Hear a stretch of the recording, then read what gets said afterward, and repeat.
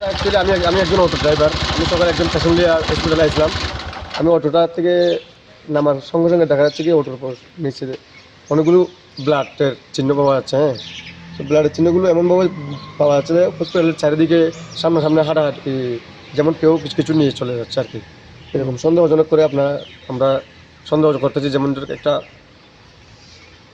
Serious কিছু হবে এরকম ব্লাডের চিহ্ন পাওয়া যাচ্ছে আর কি কিছু। কোন এলাকাতে সমস্যা? তো আমাদের কুমারঘাট হসপিটাল থেকে হসপিটালের পেছন থেকে যাচ্ছে বলে আরও অনেক মহিলা আমাদের মাসিরা বলছে আমাদেরকে।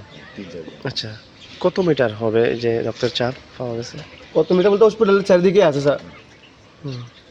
তো এখানে স্থানীয় মানুষ কি বলছে? হ্যাঁ, স্থানীয় আমি যে সময় গাড়ি নিয়ে যাচ্ছিলাম সময় 4-5 জন মহিলা ছিল।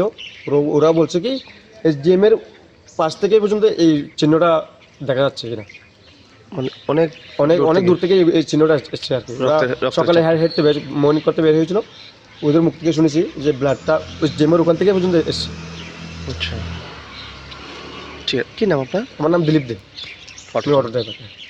ওই তো সকালে দেখতেছি রক্তের চাপ, তা হাঁটতে হাঁটতে অনেক দূর থেকে আইছে, ভাইয়া হাসপাতাল অবধি গেছে।